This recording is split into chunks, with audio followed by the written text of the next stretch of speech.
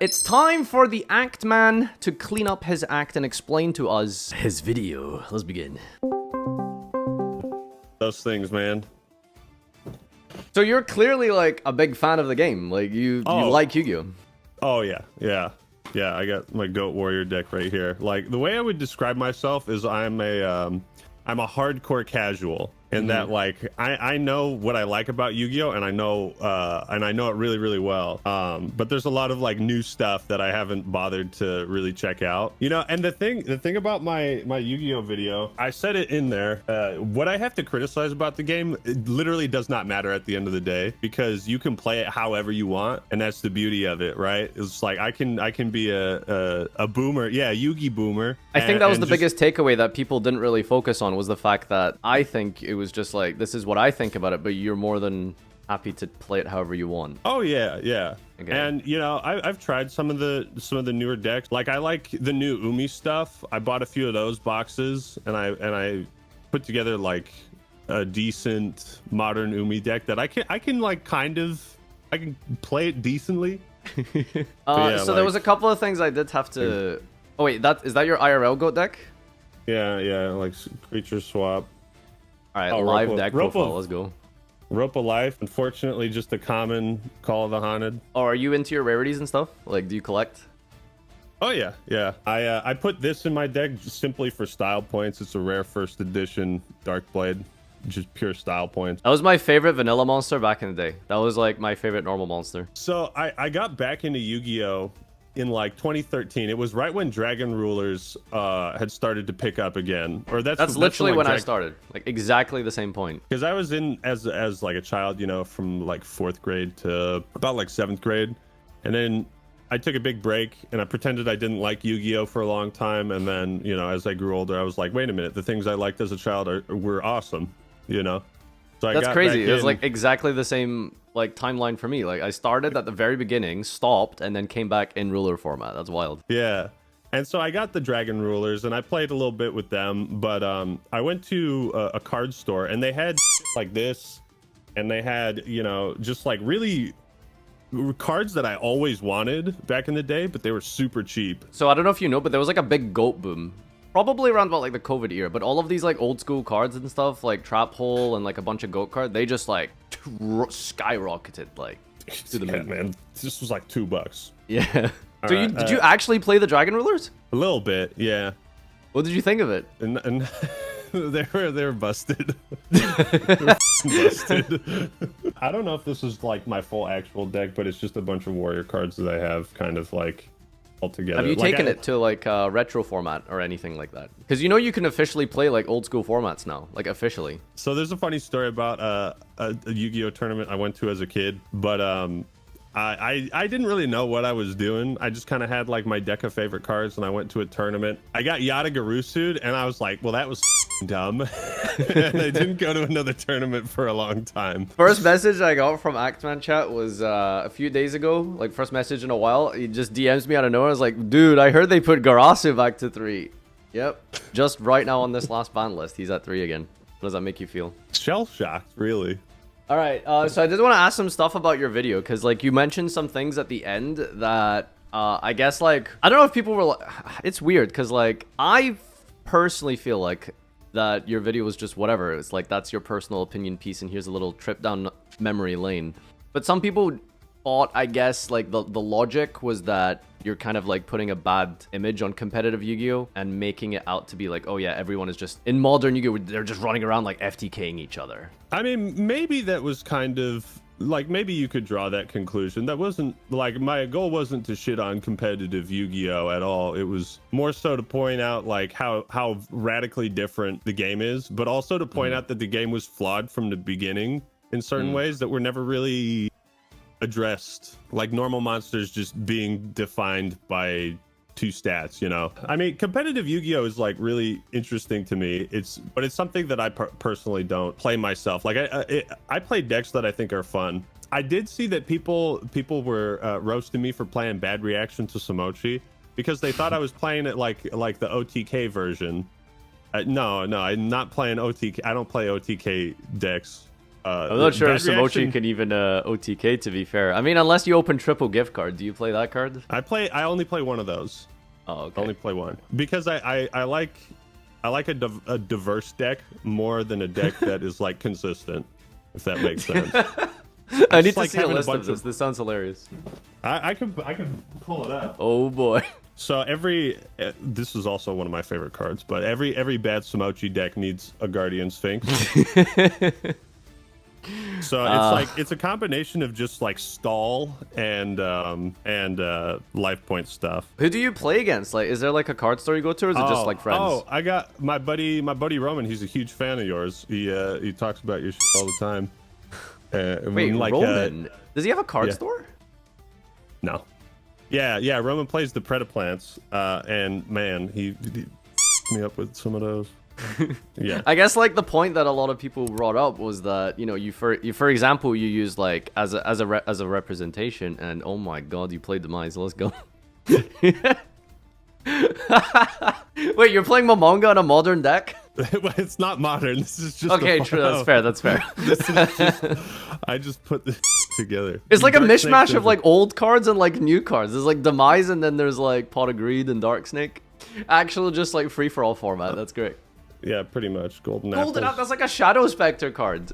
Oh, my buddy. Yeah, so my buddy Roman showed me this card. This is good for a Samochi deck. What does that do? Target 2 monsters your opponent controls, banish them until the end phase. Then your opponent gains 1,000 life points for each monster that left the field by this effect. I've never seen this before. Chad, is this good?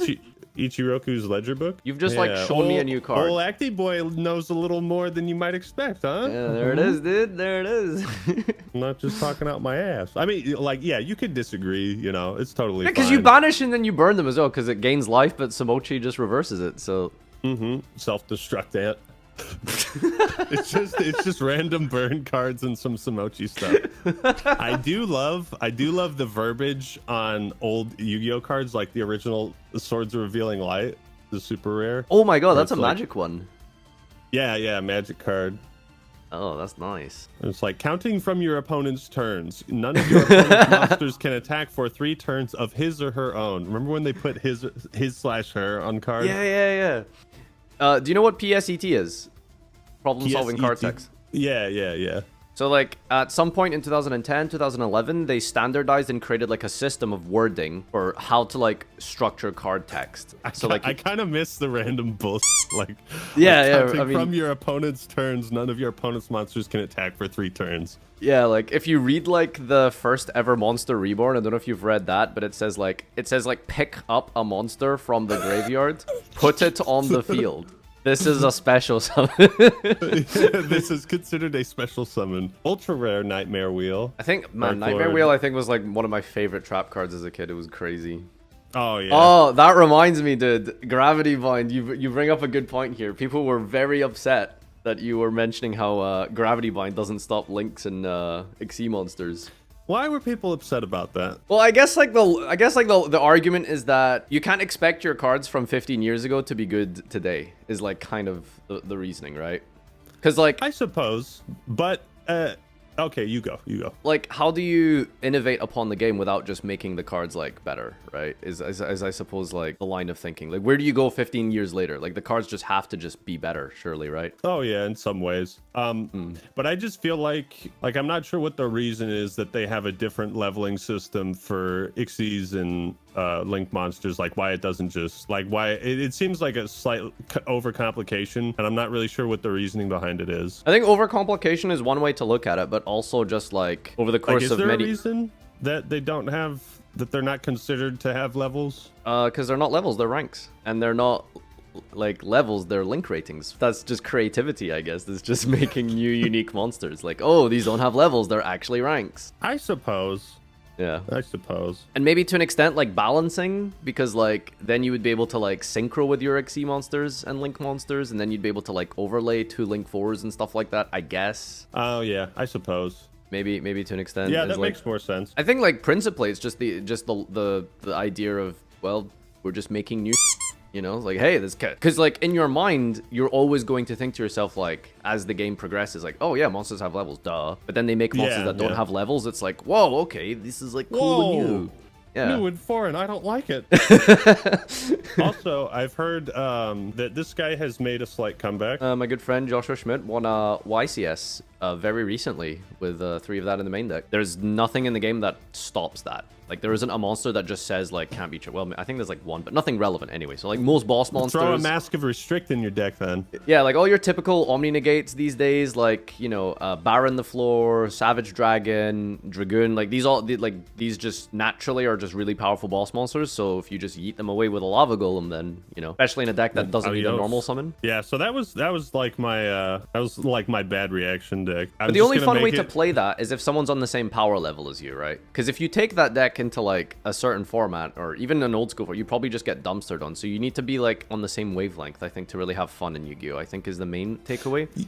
Yeah, that was a big takeaway. And because like the game stretches on like there's so many different eras that like if you're not on the same wavelength, then you just kind of feel like, well, that's kind of stupid. Yeah, you both have to play Busted or you both have to play like Jank, basically, for it to be really enjoyable. Jank is really fun to play. I like in the Legacy of the Duelist game when you like play the story decks and you play with just like the worst vanilla monsters possible. I love that. It's like, okay, so I'm going to tribute this guy for a monster with 1400 attack. Yeah. So what's your biggest takeaway from modern Yu-Gi-Oh? Like, have you tried to like step into it like at all? Like, just pick up like a meta deck like today in this day and age, or have you just always never even really tried to? My buddy gave me a Destiny Hero deck, which I don't think is all that more modern, but I tried that, and there were some cool mechanics in it. A lot of times, there's just certain cards in certain decks that have so many like overlapping effects. Like, okay, something happens when I draw this card, and then I get to play a card, and then something happens after I play that card, and then when this card goes to the graveyard, something else happens. And a lot of them have kind of like interchangeable effects where like every single time a monster goes to the graveyard, something happens, you draw something or special summon. So it's more so just a case of like you know, because cards just have like 2-3 effects each, and then you stack that on top of each other, and you just have multiple effects going off continuously in a game. Is it you find it overwhelming, or you just don't care to like try and learn it? I do try to learn it, but I find that there's some of the modern decks, a lot of the cards that are played in them, they have like overlapping effects, if that makes sense. Like their effects are very similar. Do you mean like archetype wise, or? Yeah. You know, like most archetypes, it's, you know, they got like 5 cards that when this card goes to the graveyard, draw a card, get a card from your deck, or special summon something. You're and right. That's kind of like that template is kind of pasted on a lot of different cards. Is kind of hard to keep track of at some points. Yeah, so like an archetype is a coherent strategy designed by basically Konami. You're not really deck building it yourself. Like a lot of archetypes just sort of build themselves, which I think like is one of the critiques of modern Yu-Gi-Oh! Is like sometimes, like for example, like the Sprite deck that came out recently, there wasn't really much room for innovation, I want to say. Like you're always just going to play 3 blue, 3 jet, 3 starter, not 3 jet. Maybe 3 jet, yeah, like, so, you know, so there's always just like, you're always gonna have like this core like 20, and then the rest is like hand trap, staples, stuff like that. So is it just like the idea that your deck is sort of pre-given to you, is like, okay, you're always going to play these like 15-20 cards? Yeah, is that, like, I mean, there's certain archetypes that I do like. Like I just showed you my bad reaction deck, like that's kind of how I build decks. I just put like random bullshit that I like in there and see how it does, and if it synergizes, great. If not, then you know I switch it up a bit. Like my Umi deck, it's got more modern cards from that legendary duelist set, but I also put in like Tornado Wall, you know. So there's like, I like Umi because there's a ton of different Umi cards that you can kind of get creative. You can mix some of the old with the new, and some of the old it could still kind of like synergize. So I like that idea. Yeah, not so much that like feeling like your deck is predetermined and you have to, like, if you want to play a certain archetype, you have to play it this way and basically no other way. I'm curious, how competitive are you in general? Like in general, or Yu-Gi-Oh? Yeah, just in general. Like, do you find yourself like, okay, I'm gonna like push Diamond in League or whatever game it is you play, Overwatch or whatever? Like, is that something you do? I did, for some things. I did get Diamond 4 in League of Legends at one point in time, and that was like the top 0.8% of all League players, like top 1.2. Nice. That was also the darkest point in my life. So it just these things go hand in hand. Right? It's like, yeah, I was really good at League, but that was the darkest point of my life. Makes sense. No, and I did that with Urgot. It was like 2014 or something. You might still be able to look up my stats. I think I can still look it up. But I was playing with what was considered like the worst champion in League, and I got to Diamond 4, so I was really hype on that. I'm seeing a pattern here. Do you just kind of like playing the underdog? Is that how it is, or? In some ways, yeah. Yeah. But that's the thing though, because like if you try modern Yu-Gi-Oh, like there are like good modern decks, but they're rogued, right? Like they're underdog decks. Like they're not like the best decks, but you can still like have a chance if you build them properly and stuff. I got cool old school dragon stuff. Old dragons are really cool. Like oh yeah, I pulled this from a pack in LLB. That was that's one of the most hype things I think anybody can do. You pulled that from an LOB like box? Yeah, from a pack. It's not Recently? first edition. Oh no, this was a long time ago. Oh, okay. Good, and you kept it. That's neat. Yeah, it's not first edition. But like, that's though. like a good example for what I was saying. Like Blue Eyes has modern cards. Like there are new cards that you can build. Yeah, right. Yeah, and I got some stuff like that. And that's kind of what I like, because you could do like a Blue Eyes deck, and I know that it's not necessarily like as viable, but it's fun. Like I like decks that are fun more than decks that are competitive. I gotta ask though, what's your problem with Madolche? I just think they look dumb. They look dumb, and it's like, well, you got like, all right, here's Blue Eyes here's Blue Eyes and Obelisk the Tormentor and Summon Skull and all these cool badass monsters, and then it's like little butlers. It's like it's just like butlers, dude. I mean, but the thing is, like, if you play Madolche, but I just think there's so many other, like, Predaplants are pretty cool. They're just like evil plants. You know, that's a cool stylistic archetype. So obviously, you like all the edgy archetypes and stuff like that, and the themes. That makes sense, right? Well, someone just posted tunes in there. I think tunes are a cool stylistic archetype. It's basically like meta, right?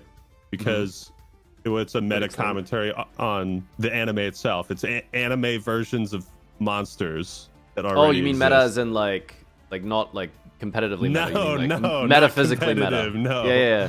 Because there's like toon versions of all of the like the classic decks that were in the anime, like the best decks. Yeah, that was like why I was really attracted to toons. Fun fact: my first structure deck I ever bought when I was a kid, I bought the Pegasus Toon deck because it was like, oh, this is like I'm just playing like cooler, better versions of Dark Magician and Blue Eyes, but that they were kind of garbage. They were just ass. I guess a lot of times, like people like you who are not known for Yu-Gi-Oh exactly, like some guy comes out and starts talking some on this game that you've played for 10 years, and you've been watching all these other YouTubers, and you're like, well, who the f is this guy? And now he's talking about the game that I play. I totally get it. I totally get like people that were upset or criticizing the video. Totally fair, but just know that I love the game too. You know what's really funny? Like you describe yourself as like hardcore casual, but I'm like casual. I'm on the opposite end of that, where I'm like competitive casual. I like being on like the peripheral of the meta and like observing like the best decks and what's going on and stuff. I'm keeping up to date with it, but I won't really get too deep into it myself. And I suppose like that's sort of the balance I like, is observing the game like for what it is today, but also trying to have like a little bit of fun with it by playing like some pet decks and other decks that I think that are a little bit more rogue and a little bit more underwhelming, but I just find them a little bit more fun. And I think you'd really enjoy that if you gave it a shot, if you tried something like Madolche, you might enjoy it, Oh, I don't know if I could play the Butler deck, dude. I don't know if I could. I'm surprised you haven't tried Master Duel, because like you've clearly played friggin' what's it called, Legacy of the Duelist. Yeah. I am so shocked that that's the one that you like played the most. Apparently people are. I like the deck building in it, and I also liked that you play through the stories and you can use the story decks or not. But Master Duel has solo mode as well, a story mode, and it's like significantly better. There's like animations I'll try it out. Stories. Okay. Oh, dude, I did hear about the Hungry Burger support. Is that real? There's like they've designed an entire new archetype around Hungry Burger. It doesn't even look unplayable as well. I will play the shit out of that.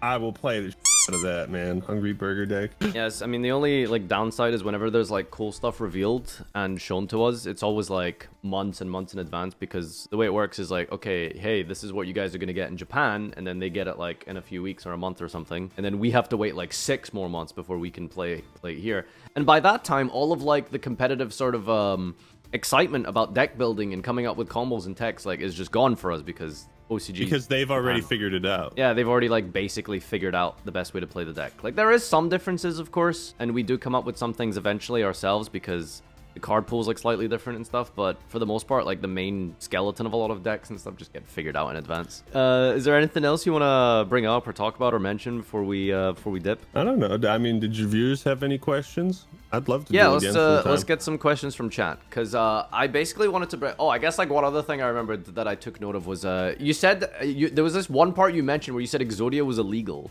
What did you mean by that? That was just like a meme. Okay. Like he's so powerful, it's illegal to play him. Well, the point is that it's an anime reference, correct? I think it was just like hyperbole, like because if you played Exodia, Kaiba in the first episode, it's like nobody's ever been able to summon him before. Right, that's how I interpret it. But some people were like, "Oh, actually, Exodia has never been banned," and like they were. Yeah, I know Exodia has never been banned or meta. Okay. I'm not a fucking idiot.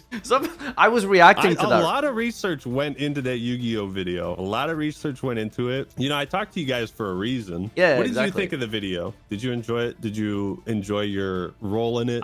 Yeah, I really liked it. I thought, I mean, it's just an opinion piece of someone's experience and a nostalgic trip down memory lane, and it was cool. It's, for me, I'm always interested to see what people's views are on the game when they don't actively play it, or they haven't been keeping up as much as they have over the years and stuff like that.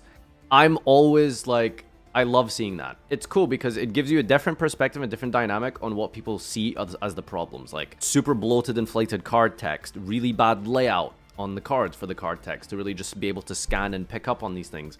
What is it about the mechanics of the game that they aren't enjoying? Is it too fast? Is it too slow? Is it too, like, all these? So I'm always interested to see how people interpret it, because in the end, I think it's like, I mean, Konami should be watching these things as well, because like they see like this is feedback from a sentiment and a feeling that a lot of people feel. Like, you don't play modern competitive Yu-Gi-Oh!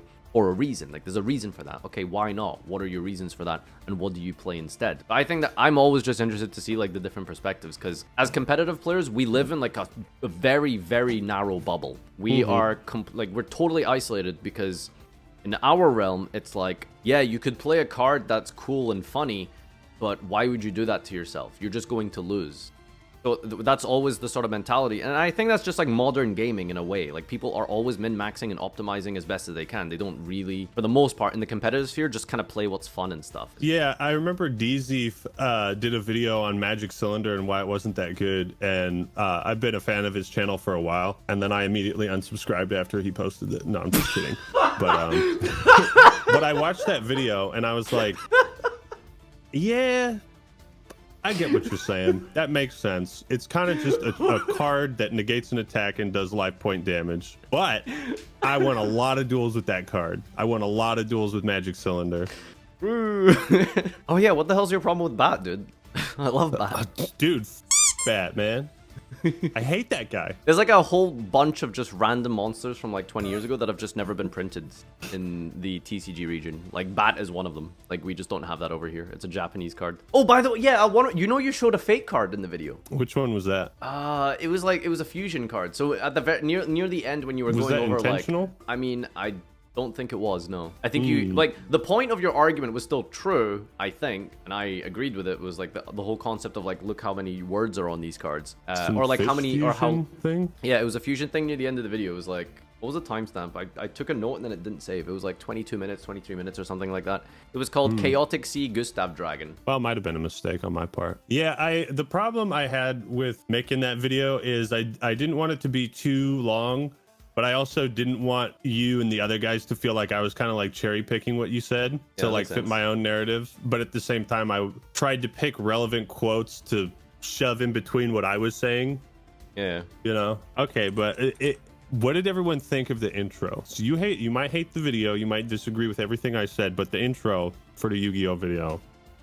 That was I mean, you sent me that in advance, and I was like, this is the greatest thing I've seen. It was pretty f***ing good. It was fire, masterpiece. I spent a lot of time on that trying to get it right.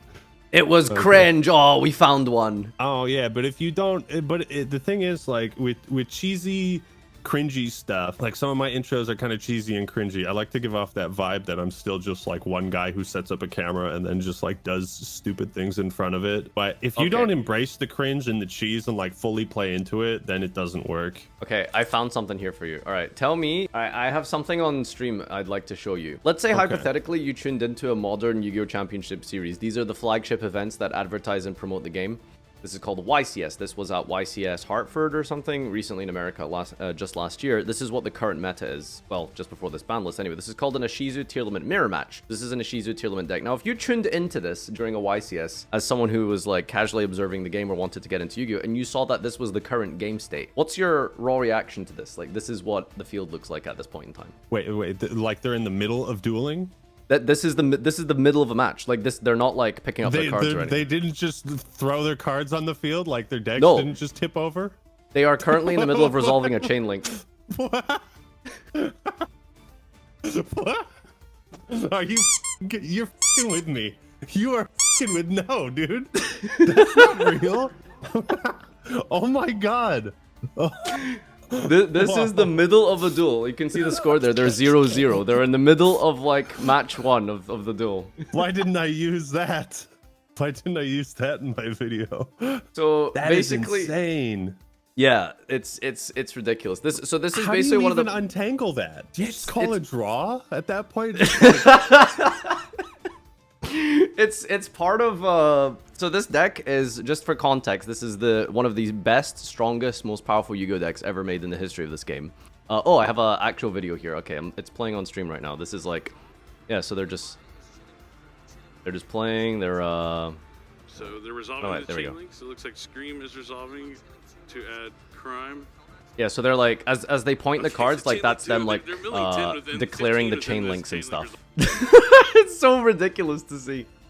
What do you think about that? It's a bit much. It is really too much. It's a bit much, dude. You showed me that screenshot. I was like, okay, I'm waiting for him to I thought it was like a video and that their cards were just scattered on the field. No, they are just like, they have them physically on the, so like the way it works is like it's a graveyard deck and you're constantly like milling a lot of cards. So you mill like 5 cards, which then triggers like 3 effects, which then your opponent then triggers their effects in response to those 3. So you start building these massive chain links, chain after chain. And in order to keep track of them, you just have to look at the field and then you just resolve the chain links piece by piece. And yeah. Wow. This is as advanced and as complicated as I've ever seen Yu-Gi-Oh! Is a Tier Ishizu mirror match. Like in a situation like this is the peak. Oh. Like, we say that now. So they're both graveyard decks with a lot of cycling through the graveyard, and that's why it's like just a long, endless chain of things. Okay, yeah, so they've basically just fanned out their graveyards, and they're both resolving effects simultaneously at the same time. Like, this is how this is working. Yeah, see, like at that point, I would just be like, draw. I'm playing a different deck. But that's the kind of stuff that, like Yu-Gi-Oh! To me, is at its worst when you're dueling with a buddy or something and you're both just like stuck, like arguing what's supposed to happen, and like you're not actually like playing the game. You're like, but wait, this is supposed to happen. Oh, we'll look it up, and then okay, is this supposed to happen? Well, that's the issue, right? Because like Yu-Gi-Oh cards, as I said, because of problem solving card text, because of PSET, Yu-Gi-Oh cards have their own language. So Yu-Gi-Oh is very easy to understand and when you're just sitting playing with your friends if you are fluent in this language. But if you aren't an expert in something like PSET, in trigger rules, in Segok, simultaneous effects go on chain, these are all just words. If you aren't fluent in this language, then you're going to run into situations where you are just stuck. Like, okay, well, I don't know how this resolves, right? Now, at a competitive level, like you're at a local, you're at a regional, you can put your hand up, you can call a judge, and they judge. I call you. That's, it is a big barrier to entry. Like, 'cause you have to invest a lot of time and effort into learning how to read the cards, not just grammatically, but obviously like mechanically, because they're almost 2 different separate things. The funny thing you brought up was the target thing you mentioned. Yeah, because that pissed me off. I remember I had a duel and with my buddy, and we kind of left the duel feeling because we had this big like target thing, and I was like, no, I picked that card. I picked that card and I target it with this effect. You know, I was like, I pick it, I target that one. What was the card? Destroy one monster. I don't. I might have mentioned it in the video. It might have been like I was playing a Umi deck or something. Yeah, Fisherman 2, I think. Yeah, targeting versus non-targeting. I mean, I get it now, but it does seem like very complex. It seems like simplistically, it's like, okay, you know, Monster Reborn, it targets a monster in the graveyard. You pick one monster. I always kind of assumed that if you chose where the effect went and you picked a card, that was considered targeting, because that's a logical assumption to make. Yeah, but again, like with Yu-Gi-Oh! Power Creep and making more cards powerful, you know, you make cards that don't target. So what they do is they choose on resolution is the terminology. You know, a very common thing that happened back in 2019, there was a card called Dingirsu, which sends any card your opponent controls to the graveyard. So you could have like 3 set cards. You could have like Mirror Force and a Cylinders and like a guy. And then I say Dingirsu effect to send, and you say, okay, well, which one?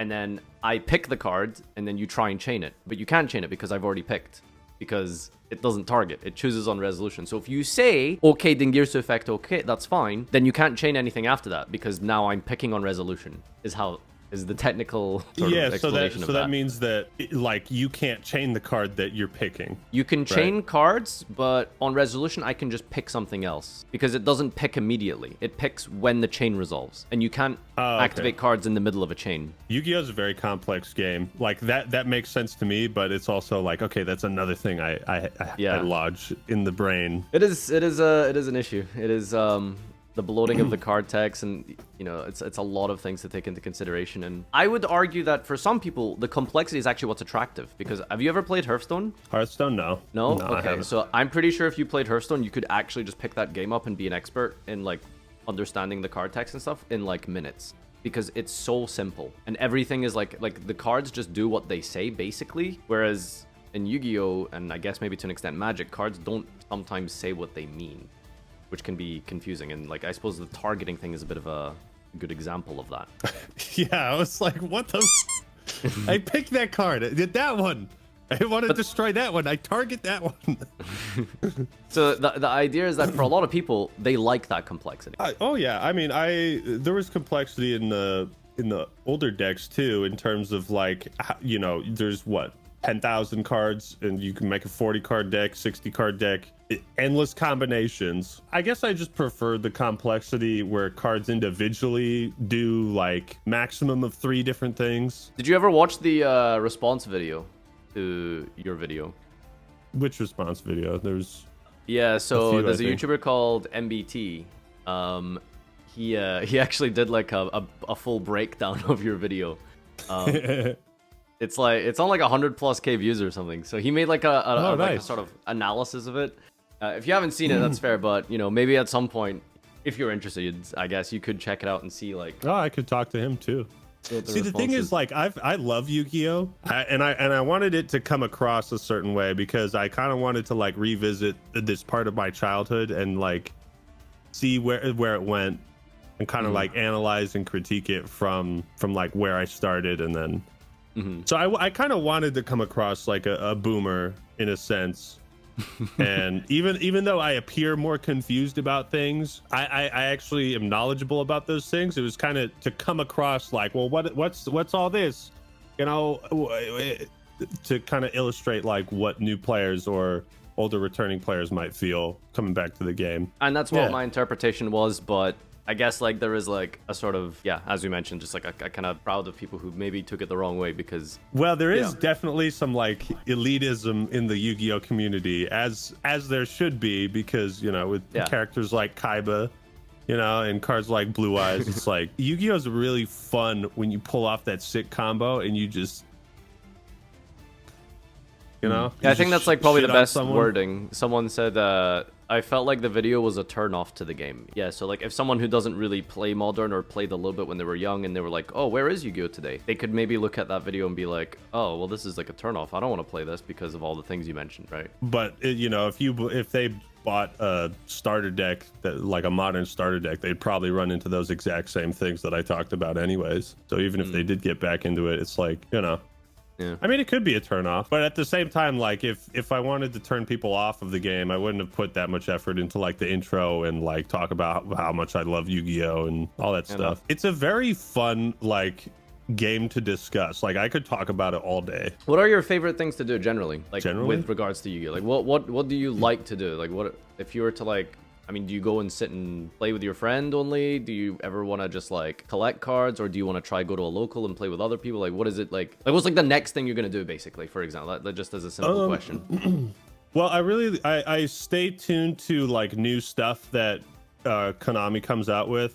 So like I saw that they were coming out with like the legendary duelist, and also my buddy tells me like Roman, he tells me everything. He's like, dude, there's new Magic Cylinder support, and you're gonna like this card, Ichiroku's Ledger book, you know. And so I kind of stay tuned to what comes out, and I decide if I want to get it or not. I kind of just collecting. I don't duel as much, but I like dueling casually with my buddies. Some of my buddies play with more modern decks. And I have stuff that can like match it, but we also have like goat stuff if we just want to play more simple that we all know how it works, you know. The next thing, I don't know, next thing is going to be preparing to duel you, my friend. Sounds good. All right, well, thank you so much for joining me, man. It's been a pleasure, and it's great to talk to you and shoot this on Yu-Gi-Oh, you know. Oh yeah, I'm pretty much down to do that anytime I'm free. It's fun. I like your chat. Your chat's fun. Hopefully this cleared the air a bit on where I stand with Yu-Gi-Oh. Yeah, that's awesome. My stream, so I watched your video when it came out on like the day or the day after on stream. Everyone seemed pretty down with it and stuff, but ever since I don't know, I guess like the response video and stuff, it was like, okay, well, I guess some people are taking some issue with it. So what I did was I went and re-watched it 2 days ago, and I like took notes and stuff of different things, and I swear it was like a 3-hour watch along of your 30-minute video. It was like pausing and arguing and fighting, which it was crazy. It was insane. Wait, like you did that, or the MVP? Yes. No, I did. I was sitting there for like 3 hours re-watching your video, going back and forth and debating like with chat? Debating chat on different points. Oh, that seems like It was like a live comment section, dude. Like, do you ever look at the comment section on a video and then something that just seems like this, like people will bring up like the spelling mistake or like the slight misuse of a word at like 17 minutes 40 seconds in like a 40-minute video, and that's what you took from my video was like a spelling mistake on like, oh, it's so frustrating. Yeah, I mean that's just how it is. No, I really like. Yeah, but imagine that, but live for 3 hours. That's what I went through.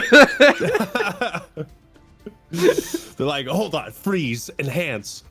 That's how you guys found out that whatever that ocean card was fake. Because like I feel like I'd never seen that card before. I don't like I put so little thought into that. I guess I just thought it was a standard card and it had a lot of text on it, so I just threw it on there. I mean, the fact that you showed that and it's a fake card and you didn't realize, like, that goes to show like that is exactly the point. Like it just looks like a Yu-Gi-Oh card. Like, yeah, it just you would be none the wiser. Yeah. No, I really like reaction based content when people reacting contribute more than like when they pause the video and say their thoughts or they have their reactions. It's very enjoyable because it is that like live reaction, especially when people are streaming it. And so I get to see a live chat, so I don't have to premiere the video, but I get to see like live chat reaction and then, you know, the person's reaction and their discussion. So I like that. Yeah, all right, well, I'm starving. I'm gonna get some food, and like I said, whenever you set up your deck on Dueling Book, like please let me know and we'll play some old school. Sounds fun. Will do, or new. I might, you know, I could probably put together something new. Just I'd probably get on, but you know, I'll try anyways. All right, take care, buddy. See you later. All right, bye, chat. Thanks for having me on, dude.